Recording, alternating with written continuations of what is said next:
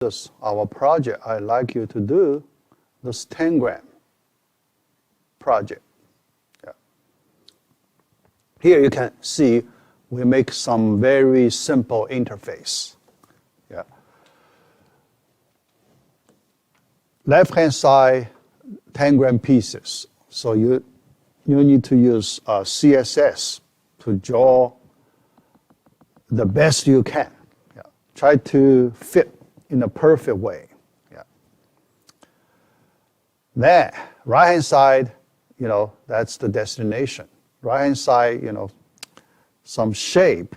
Yeah, you need to fit in the right-hand side shape. Yeah, the bottom, a few buttons. So I use the bootstrap, glyphicon, to make these buttons, rotate. Yeah. All right. So then when we move, we use drag and drop.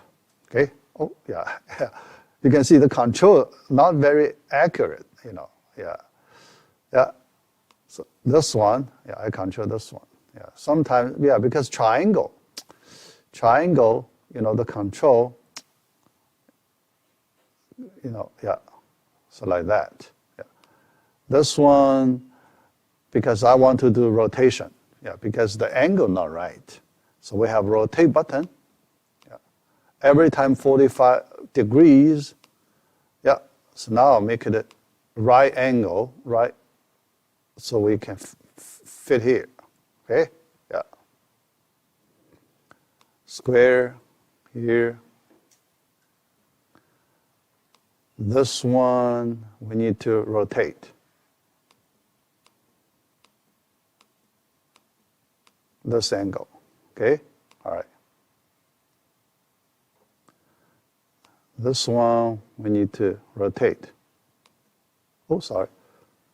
Yeah, yeah.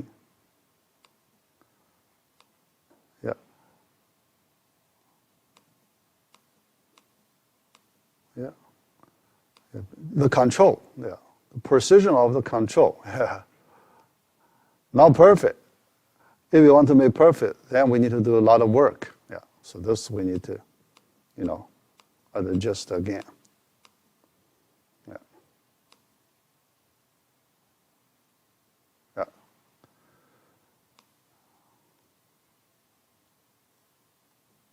Last piece. Yeah.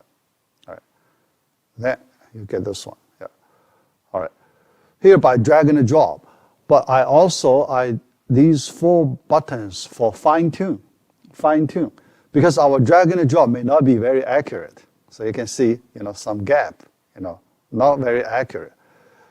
So every time we click one fine tune button, we move 1 pixel. Okay, this is 1 pixel up. Oh, yeah. Okay. 1 pixel up. Oh. 1 pixel down. Oh. Okay. Which one?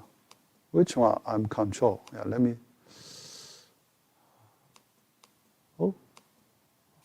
Oh, I cannot control. Oh, sorry. Yeah, here. Yeah. This version I show you here. I didn't add control. Yeah. I just show you. Yeah, I remember. In my design, I just show you what I'd like you to do. Okay? Yeah. Because you need to do control. Yeah. Yes, yeah. Yeah. Actually, not too hard. Not too hard. Yeah.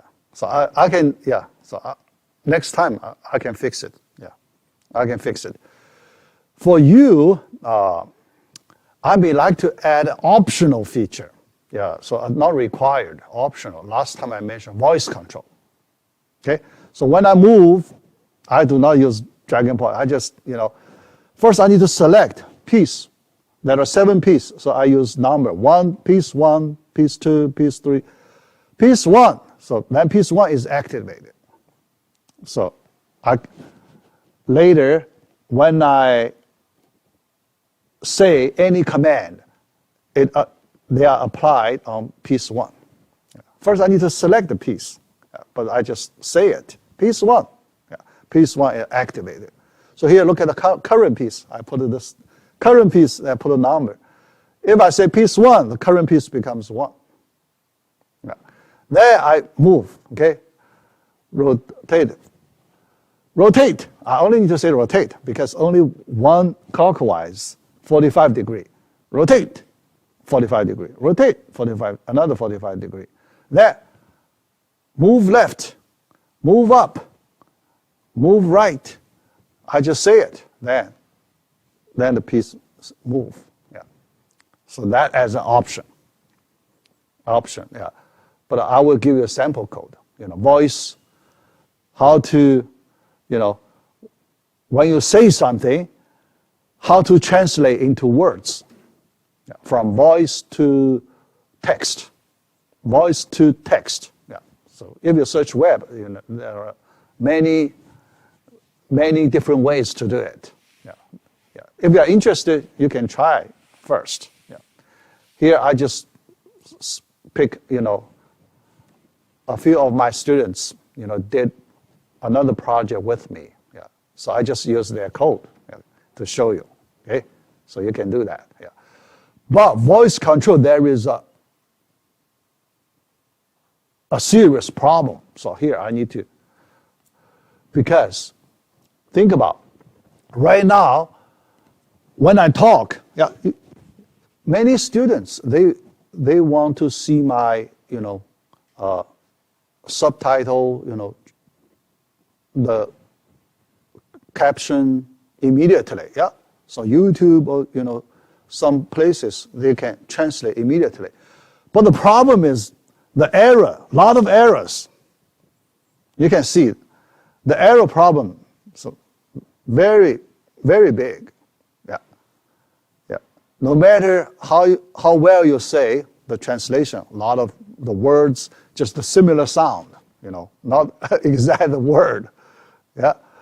So that problem right now in voice to speech, yeah, so they call it voice to speech software package.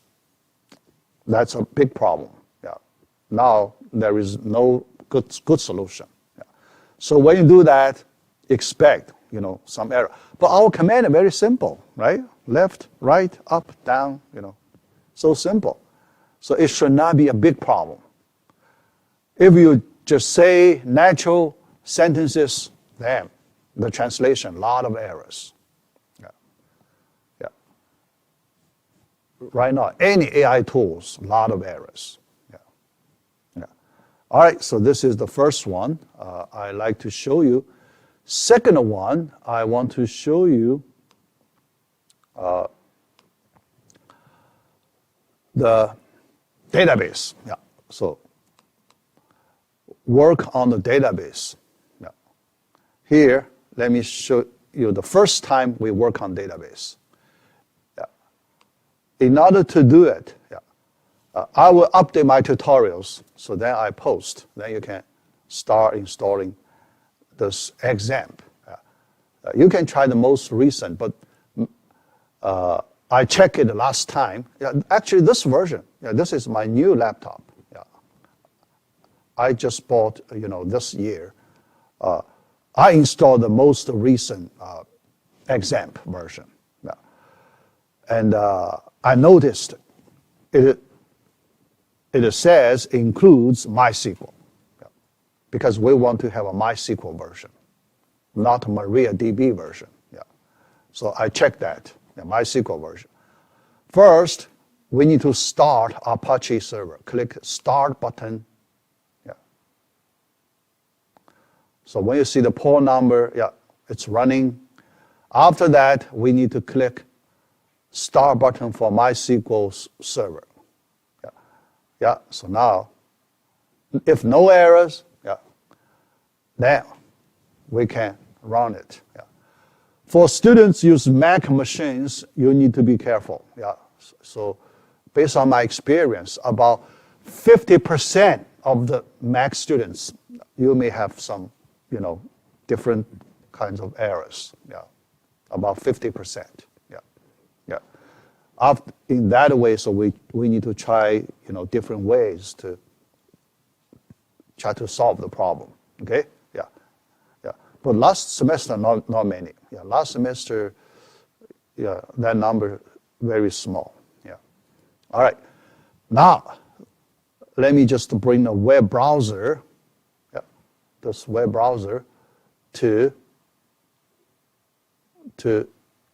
run some command. Yeah. So new web browser, localhost. Yeah. Apache server running at a local host. Yeah. Local. The type localhost, you can see this welcome examp, yeah, because that's the default web application running. You can access examp. Yeah. All right. Look at that. Yeah. Here we see MariaDB. Yeah. Did you see here MariaDB? I think, yeah, do not get scared because they didn't update. Yeah. Yeah. In the package, they say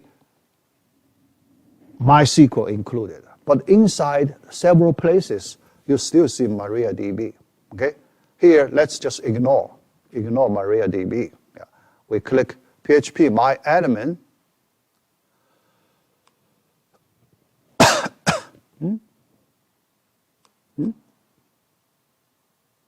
What's wrong?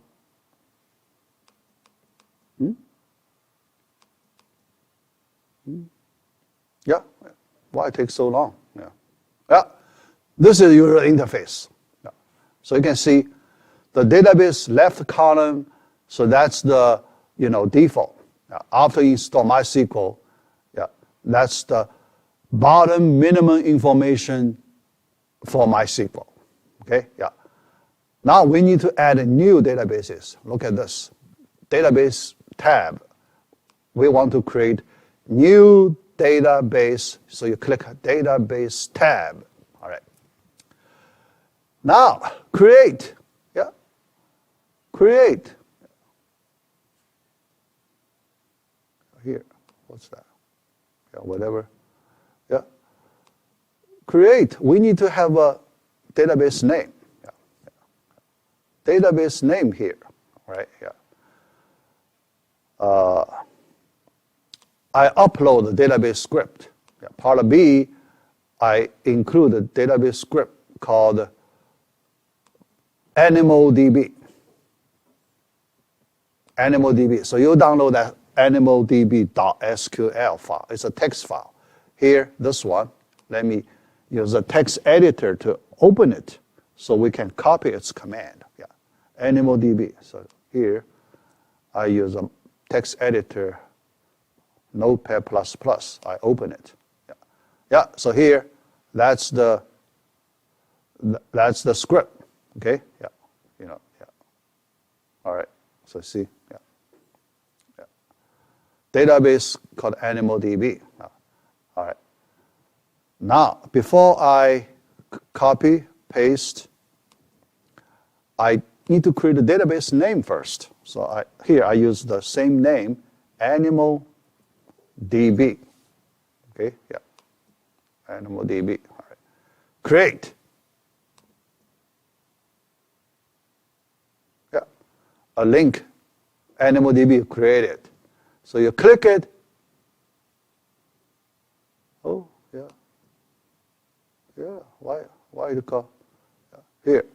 You click it, see AnimalDB, all right, AnimalDB, all right, yeah. It's empty, nothing there, all right, empty.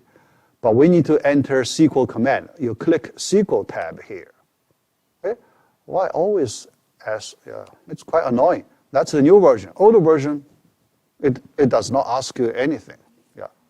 New version, yeah. All right, next. I need to copy the script here. Yeah.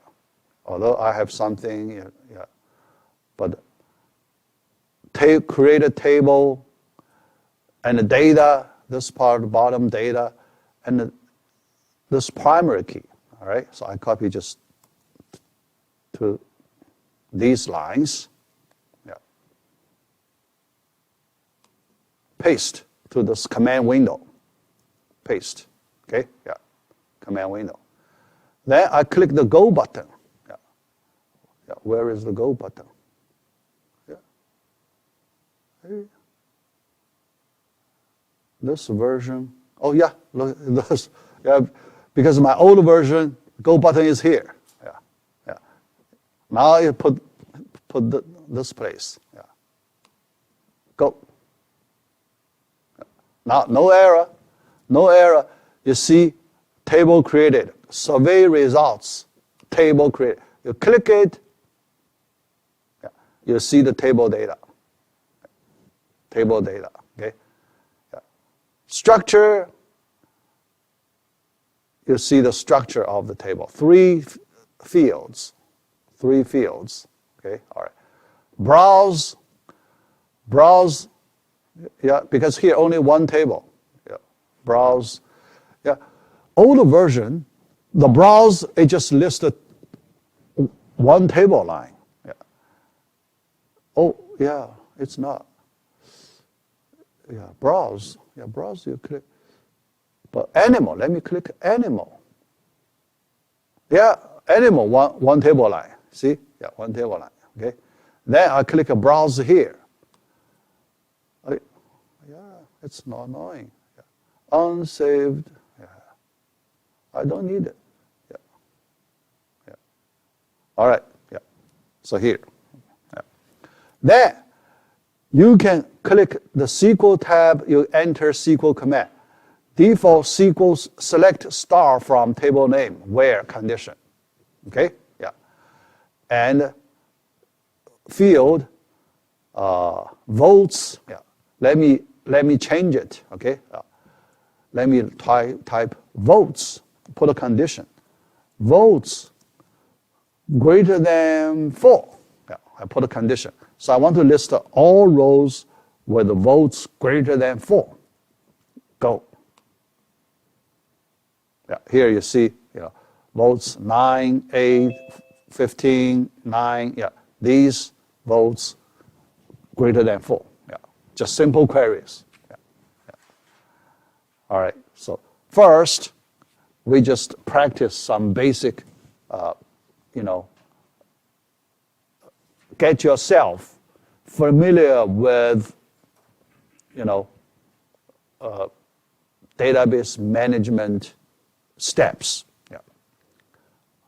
All right. Yeah. So let me stop right here. Yeah. Then we move to part A. We have second part. We finished the first part. Yeah. 3 advanced features. The second part, basic database concepts. Yeah. All right, so let me explain a few more basic concepts. Oh, one thing I'd like to let you know. This weekend, I will post our quiz number 1. Okay? This weekend, quiz number 1. At the same time, I want to post a set of exercise questions containing 1/2 of the homework questions. 1/2. Yeah. Second half, after we finish module 2, then we have the second half. Yeah. 2 halves, so we make a complete 1 homework assignment. Yeah. Yeah, but so this week, our first quiz. Then probably next week, I can post first homework assignment. Then another week, quiz number 2. So this month, February, we will have 2 quizzes and 1 homework assignment. Yeah. Also, the project 1 I will post. Yeah. So you will see, several assignments coming soon. Okay? Yeah, starting from this weekend. Yeah. All right. Yeah. Yeah. Right. Define a database. So when you look at my animal DB example, so you can get something. How do we define a database? Basically, we define tables. Later, you will see other than tables, you can define other constructs, constraints, domains, and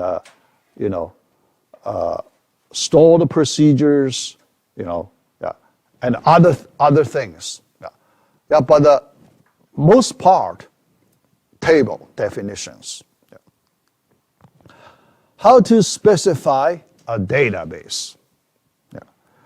First, you need to specify structure, the database structure. Because here, our relational database, here we are talking about our relational database, the structure is, could be complicated. Could be complicated. The general structure could be complicated for large database. And the last time I explained the NoSQL, non-traditional, that's a structure simple. Key value pairs. So you do not need to describe it, okay? Because that's the default way. That's the only way, and that's the default way. You do not need to describe, you do not need to do anything to describe the structure. It's there. It's built in. But traditional here, you need to do a lot of work to describe the structure of your database. Data types. So inside each table, each field, you need to provide a data types. So we saw a few. Remember the texture, numerical, we saw those two. We will see more details. Texture, numerical, that's the two most commonly used data types. Then also multimedia, rarely used. Several other rarely used data types. All right. Constraints of data. You may need to define constraints. So what's the constraints? In business, here let's talk about one specific business. There are many rules. There are many rules. Those rules, you need to find a way to implement the rules inside the DBMS. One way to implement, you define constraints. For example, age. Employee ages. When you specify employee ages, there is a range for the employee ages, right? For example, okay? If you like to define constraints, so you can define constraint, age, inequality, greater than some number, less than, equal to some number. That's the constraints. Okay? So you can define those things. Then metadata. Last time I explained a little bit. Descriptive data. Metadata, it's not the business data.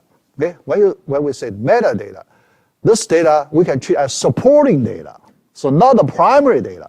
Here, we have this primary data. When we talk about primary data, we mean the business data.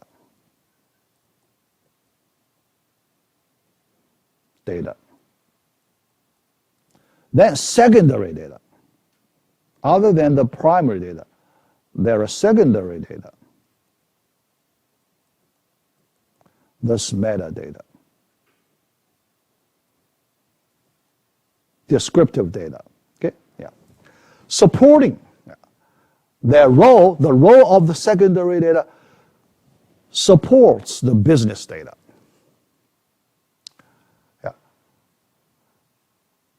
Tells DBMS how to manipulate the business data. That's the metadata. All right. Descriptive data for data. specifically your table definition, that's the metadata. Okay? Constraint definition, or everything you write, you use SQL command to write. That's the metadata. Okay? Yeah. Whatever you write, you use the SQL command, right? Yeah. All metadata. Business data, just the data itself. Okay? Just the data itself. Yeah. No SQL. No SQL included in the business data, primary business data. Okay? All right. Yeah. Refers to the database definition. Yeah.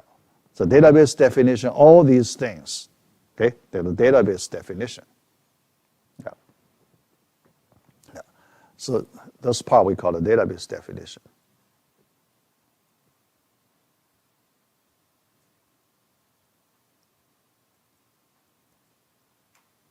All right, yeah. Database definition, later we have another name for it. Okay, yeah. Another name for it. Yeah. Database schema.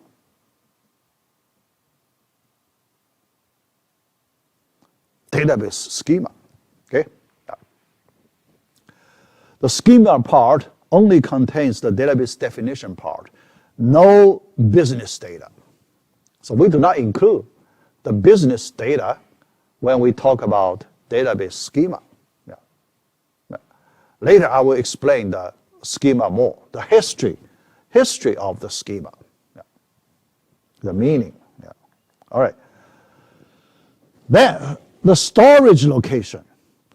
Stored, so the metadata and the business data, they are stored in different locations, separate. Yeah. Next slide, we will see the diagram. So you can see two different locations. Yeah. Stored by the DBMS in the form of a database catalog terminology. Yeah. That place with catalog. Yeah. And or dictionary, like a dictionary. Yeah. Because in order to find your business data, you need to, look up in the catalog or dictionary. Yeah. Do the search using the metadata in the catalog portion. Yeah. Yeah. In the storage place, that's typically hard drive. Yeah. These, metadata, business data, they are stored on hard drive. Hard drive, yeah. But when you need to import the necessary part, not the whole database. So only the part you need to use, import that part into the main memory. Load it into main memory. Yeah. Because the whole database could be very large. So you don't want to import the whole big database into the main memory. All right. Here, database system. System, two parts. Yeah. Business data, metadata. Yeah. Oh, two parts. No, the database part and the DBMS, that two parts. Okay? Yeah. Yeah. Metadata business, that's inside the database. That two parts. Yeah. Here, when we talk about database system, we talk about these two things. One is the database, second is DBMS together. The whole thing, yeah. They work closely to form a database system. Yeah. All right, here, that's the diagram. Yeah. User programmers, we are here, okay? We are here, yeah. So then, the system, the whole system. The high level, yeah, because we are application programmers, yeah. So we write applications, yeah. And we need to use certain interface with the DBMS. Yeah. Yeah. All right, so we write application programs and do queries. Yeah. So here the queries inside our application programs, we need to embed SQL query statements. Embed. Okay? Yeah. So our code embed in our Java code, PHP code, other programming language, C#, code, that SQL commands. Yeah. Yeah. So here, the SQL commands, let me write this way. The SQL commands or statements are embedded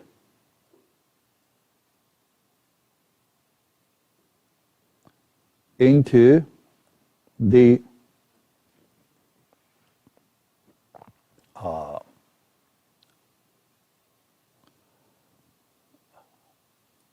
program code as string values.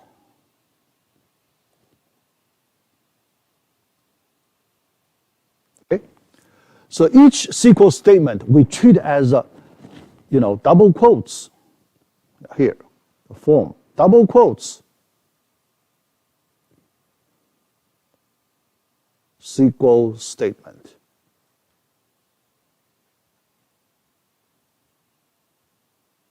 Yeah. But this whole string, we pass it as a pass to some method as a parameter.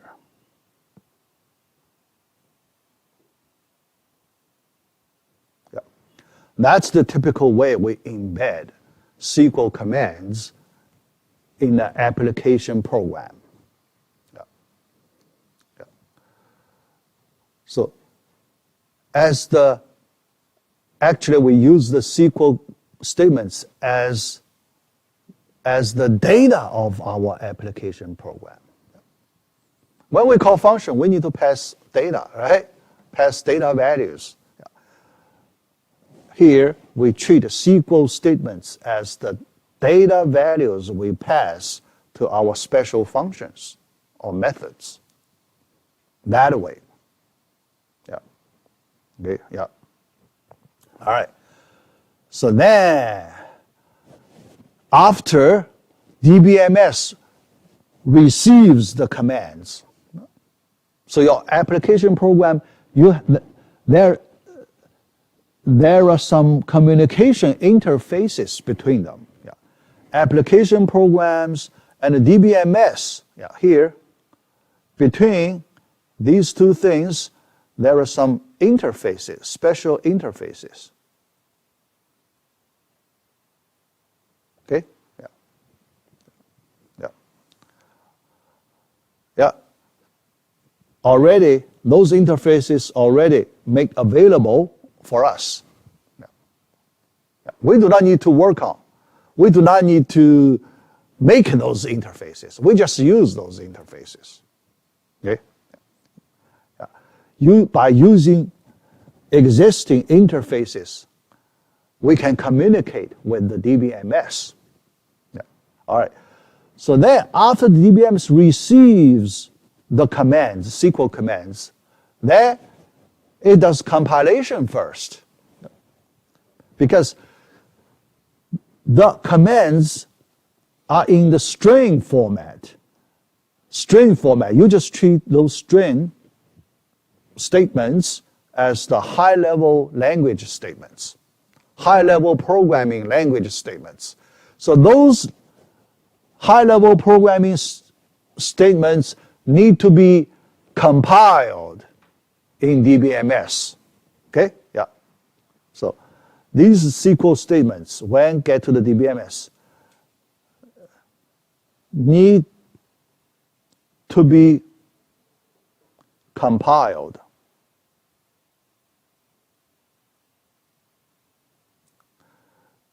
To make it executable code. Executable machine code. Yeah. All right. So then, ready to be executed. After compilation, every time, you just execute the machine code. Every time when you need to run the query, then the machine code is executed. So that's the basic procedure. All right. Then, the bottom part, at the end, you reach the storage part. So you can see the left cylinder, it's stored database definition, the metadata part. Yeah, that's the definition metadata. We just learned, the left cylinder, okay? Yeah, so this part of the data. That's the secondary, okay? This we call the secondary, not supporting data. Yeah. Then the right cylinder, that's the business data. Okay. So this is the business data. All right, business data, and it's the primary data.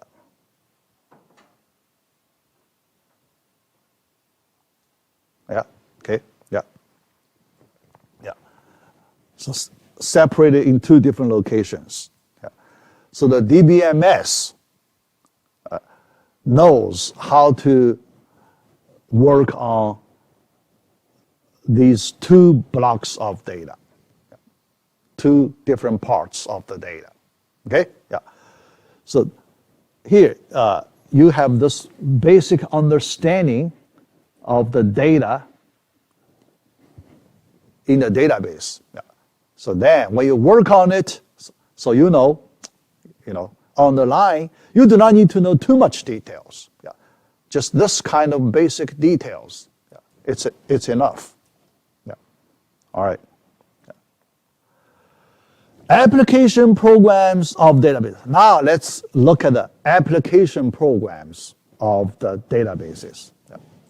We imagine we write our applications, but we need to do queries.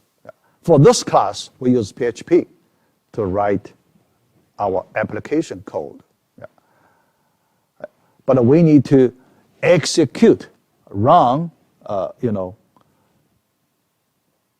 commands. Yeah. All right. An application program access the databases by sending queries to the DBMS. Yeah. Communication. Yeah. So there is a database connection. Yeah. So one step.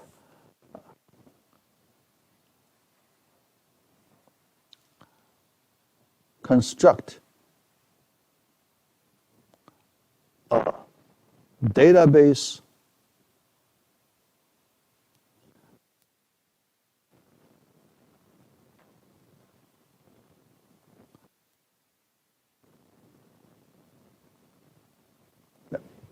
this object is used to, handle all the details related to the data communication. It's an object, okay? It's an object. And we do not need to know the details of this object. Yeah. Yeah. Because, the detail that's related to the networking, okay? Lower level networking, yeah.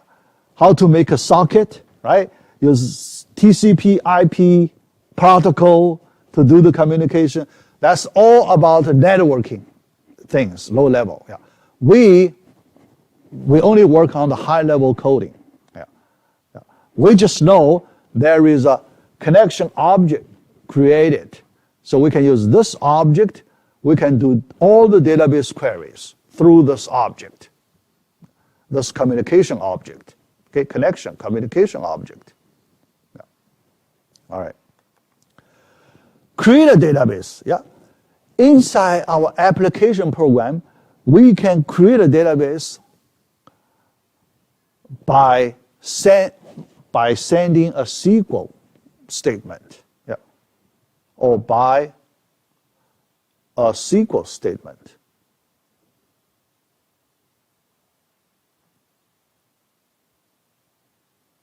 Yeah. Yeah, because we can execute any SQL statement. Yeah. One statement is called create database, and you give a database name. Yeah.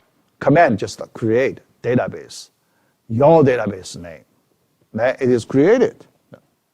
If you have the privilege, yeah, we assume if your account has the privilege to create that database. Yeah. That's a business decision. If you have that privilege or not, that's a business decision. Yeah. All right. Then create a table. Yeah. Yeah. Because create a database, you need a special privilege. Create a table, if you just use the existing database, then you can create many tables in some existing database. Yeah. That kind of privilege, for all programmers, you can get that privilege. Yeah. Create a tables. Yeah. Probably some programmers, you can only use tables. You cannot create tables. Yeah. If some of the programmers. Yeah. And some programmers, you can create tables. Yeah. Yeah. All right. Create a stored procedure. Yeah. So we just, in our high-level language, we embed SQL commands. We need to write many SQL commands to make a stored procedure. Yeah. We can also do that. Yeah. And after that, we can call SQL procedure. Send a command, call your procedure name. You can execute it. Later, we will talk about the benefit. When you call SQL procedures, what's the benefit? Okay? Yeah, later we will talk about that. Yeah. All right. Then call a stored procedure. Yeah. So you can do all these things in your application programs. Yeah. All right. Then do other regular queries. Yeah. Yeah. So that's what you can do in an application program. That's a lot. You can do a lot of things. Yeah. All right. Yeah. Yeah. Right. Yeah. So this part related to the database design, because you modify the database structure, right? Yeah. So here the question is, you have the capability to do all these things, but if you are allowed to do it or not, it's related to some business decision. Yeah. Because you change the structure of the database. Okay? Yeah. Is it a problem in the business? You're allowed to change the, database structure arbitrary? Yeah. Right? Yeah, because you may messed up, right? Yeah. You may messed up. Yeah. So that issue should be considered. Yeah. You have the capability. Yeah. So programmers have the capabilities to do those things, but in order to make the whole team work on the same database well, yeah, the database change is an important issue. Yeah? Because you change your own way, then other programmers, they cannot work in the normal way. Yeah. So that could be a problem. Yeah. Yeah. All right. Yeah. So it's a big business decision. Yeah. All right. So we finish part A. So now let's move to part B. Yeah. Part B, so there is another important topic in part B. So we call it normalization. Yeah. Data normalization topic. Yeah. So here I need to explain this concept. Yeah. This is an important concept in the database design. Yeah. In this class, actually in this class, we just learn the theory and we practice SQL commands, but actually it's hard for us to make some relatively complex database design. Yeah. Because for this class, if we want to do complex database design, we need to have a business project first. Big business project. So then we can practice database design. Yeah, but for this class, it's hard to do that. Yeah. So here I can only explain the concepts in an abstract way. Yeah. Here, this is topic we can only understand in an abstract way. Data normalization. Yeah. 3.1, redundancy problem. Now we need to consider when we store the data, is there any redundancy in your data, in your business data? Yeah. That issue. Yeah. Let me explain the redundancy problem. Storing the same data multiple times. Yeah. That happens frequently. Okay? You have several tables. One particular piece of data you may store in several places, not just in one place. Yeah. Because other tables, they may want to use the same piece of data, but due to some reason, you store a copy of data another time in other places. So you have the data redundancy problem. Yeah. All right. So when you have the data redundancy, let's look at the drawbacks, the disadvantage. Yeah. You have some drawbacks if you store your data in some redundant way. You want to avoid it. Yeah. The drawback. The first one, duplication of effort. Yeah. Same piece of data, why you need to store multiple times, right? So duplication of effort. Not efficient. Yeah. The ideal case is only once. We only want to store one original data piece in one of the tables and for one particular field. All right? Yeah. One row. Yeah. One time. Yeah. All right. Right. Yeah. So you need to perform single logical update multiple times. Yeah. When you update, think about if you store multiple places, when you update one piece, there are several other copies. In order to make the data consistent, you have to modify all the other copies of the same data piece.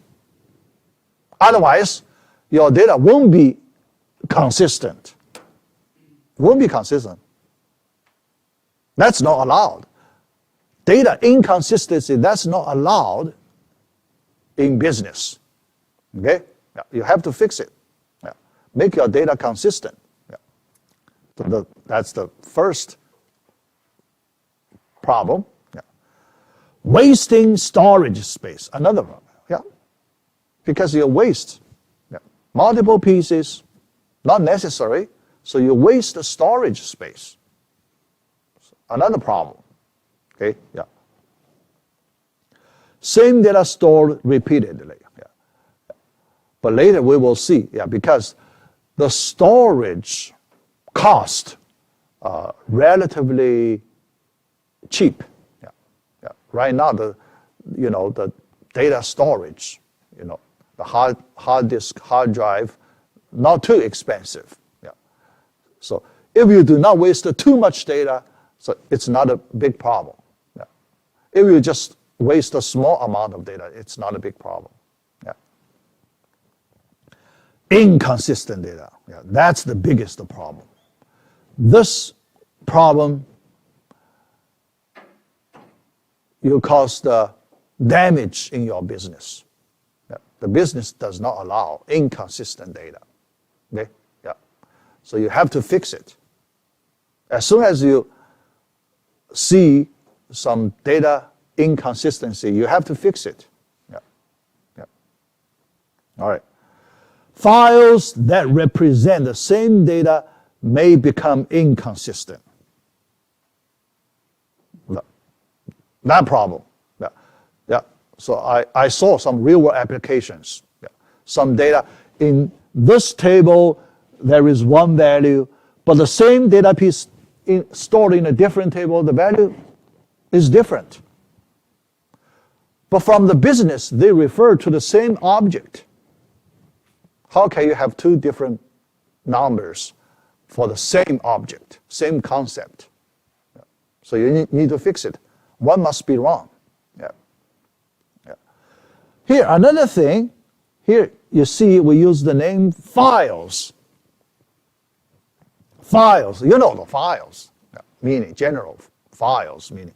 Yeah, here, that file name we use here refer to one particular concept in database.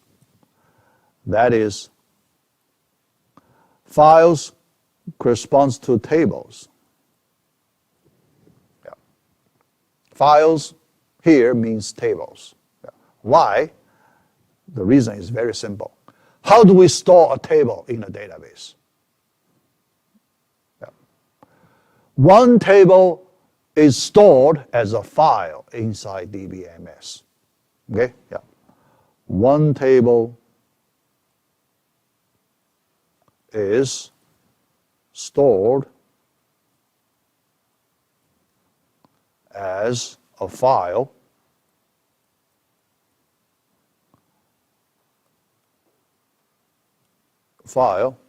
by the DBMS. Yeah. So in the database context, in the database context, when you see a file, yeah, you can connect to a table. Okay, yeah, connect to a table. Yeah. Yeah. In other contexts, you cannot. Yeah. Other context, most of the time we do not connect to table. Yeah. But in database context, yeah.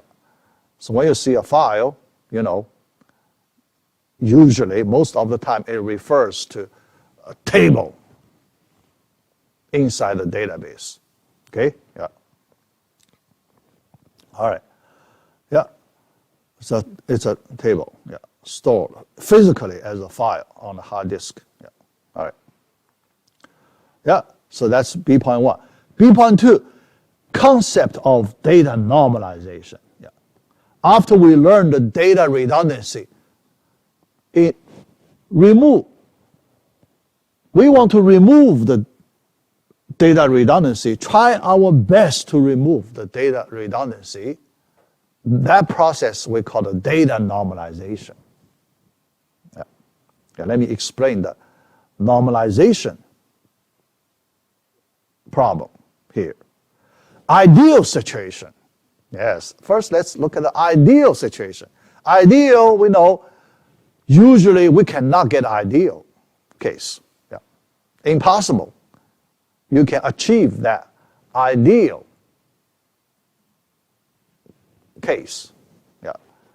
But let's see what's that.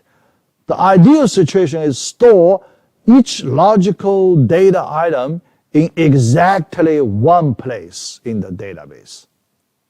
Yeah. Yeah, not multiple places. Only one place, exactly one place. Yeah. That's the ideal situation. Okay? Then no redundancy. If you can make this happen, there is no redundancy in your database. Yeah. Okay? Yeah. Then all the problems we mentioned in the previous slide all gone.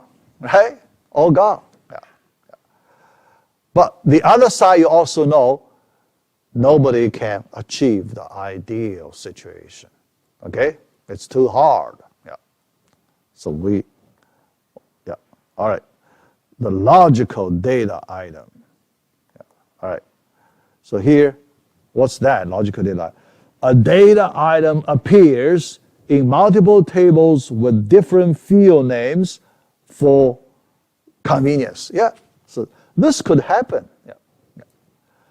So the same data item, yeah, but we use the same data item in several tables. Yeah.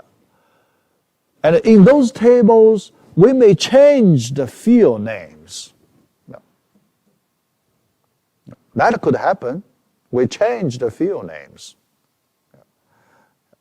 In order to make people understand the business requirements. Yeah. People make that change. Yeah. That happens. So this situation happens. Yeah. All right. The benefits. First, let's look at the benefits of the data normalization. If we can remove all the redundancy, what's the benefit? Okay, yeah. First, we can save storage space. Yeah. Immediate benefit, save storage space. Second, easier updates. When we want to update one particular data item, we only do it in one place. That's all we need to do. Much easier. Yeah. Yeah. Ensure data consistency. You don't worry about data inconsistency. Yeah. Because you only change one place. There is no other places you need to make the change. Yeah. Because it does not appear in other places. So no data consistency problem. Yeah. So you can see, all these benefits you can have. Yeah. Yeah. It looks like, it's a good thing. Yeah. We like to have these advantages, right? Yeah. But there is a big but. Yeah. There are several important considerations that make this step, data normalization step. You need to, you may not really want to do it in this way. Yeah. So let me explain that. Yeah. Question. How should we always make our data normalized? This is a big question. Yeah. Should we always make our data normalized? This is a big question. Yeah. To answer this question, yeah, I think today we can only touch it a little bit. Next time we need to continue the big story of this question. Yeah, it's a big question. Yeah. Yeah. All right. Next important concept called controlled redundancy. First, there is some redundancy. You have to accept it in your business data. But you have to control the redundancy. You don't want to make it out of control. You need to control that redundancy. Okay? Yeah. So let me explain this concept. Why sometimes redundancy is not a bad thing? Yes. Sometimes redundancy is useful. Here I need to explain. On the worst situations, redundancy is a good thing, not bad thing. Yeah. We want to have some redundancy. Okay? Yeah. All right. One important consideration is performance consideration on relatively complex queries. Yeah. So this is a big reason to use redundant data. Redundant data is not original data. Okay? Yeah. So here we look at the redundant data.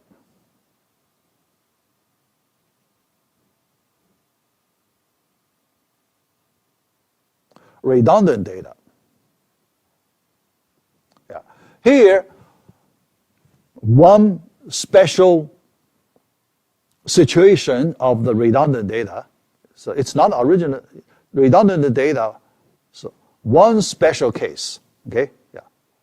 One case. Here, one case. derived data.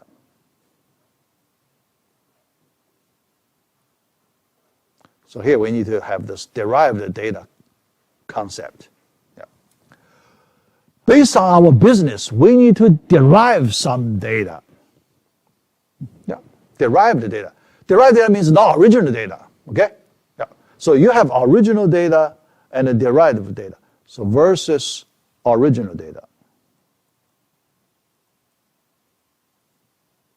Original data. Yeah. Derived data comes from original data through computation, through some computing algorithms. Because when you derive, you need to apply some special method, special algorithms to generate the data. So derived data. Okay? Yeah. It's a derived data we treat as computing results. You treat as the computing results, the derived data. Okay? Yeah. Not original. Yeah. Not original, then we can treat as redundant. Yeah. Because after you remove the derived data, you can generate by running the same algorithm, same generating process, you can derive the same data again, right? Yeah. Yeah. But if you do that, so here I say performance consideration. We know performance is very important, right? Yeah. Yeah. Today, yeah, let me just only explain this problem before we finish today's class. Yeah, because this is a big important part. Derived data. Yeah. Computing results. Yeah. Yeah. Think about, yeah. Suppose our business, yeah. Let's imagine in our business, yeah. After we collect original data, raw data, yeah. Raw data, original data, when we want to do some advanced processing work, we need to do a lot of work to process our raw data, right? Yeah? Because raw data, many times you cannot use directly in your advanced applications. You need to do a lot of processing work.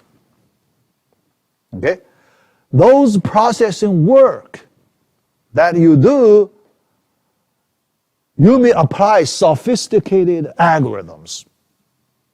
Later, I will give you a concrete example. Here, I'm talking about things very abstract. Later, I will give you real-world application examples so you can understand this whole thing better. Yeah. All right. So you need to use a set of complicated algorithms apply on the original data to generate high value derived data. Yeah, high value. Yeah, because you can, after you make that processing, then you can use in some advanced applications. High value. Okay? Yeah. But to generate that part of the data, it takes a lot of time. It takes a lot of time. Computation. Okay? Computation takes time. Digging, right? Data mining, digging, yeah. A lot of time. Yeah. After that, the derived data, we know it's redundant, right? No problem, redundant. But you pay a lot of cost to get that data. The cost is high, okay? Takes a lot of computing resource. That's a lot of money, time and money, okay? So you want to keep it, right? You want to store because you don't want to run the same process another time. That's another lot of money you need to spend, all right? So you want to save your money. Yeah. So you want to use the derived data repeatedly. So you want to store your derived data permanently in a well-protected place, it's redundant, right? Yeah. Because it's not original, okay? Yeah. If that part of data gets lost, you can run the same process another time to generate again, right? So it's not original data, derived data. Yeah. But after you generate that derived data, where you use in advanced applications, you can do computing very fast. Yeah.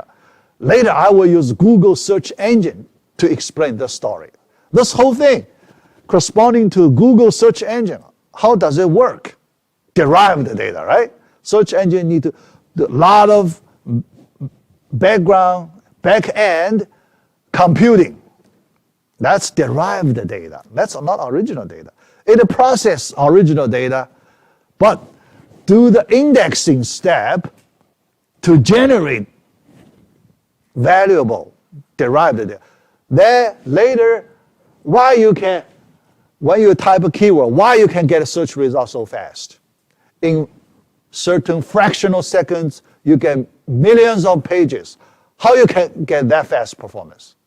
Because the derived data is used. Derived that gives you that fast result, the performance. Yeah. Yeah. Next class, I will elaborate this search engine story, yeah, related to the redundant data. Okay, search engine. Yeah. All right. Yeah. So that's it.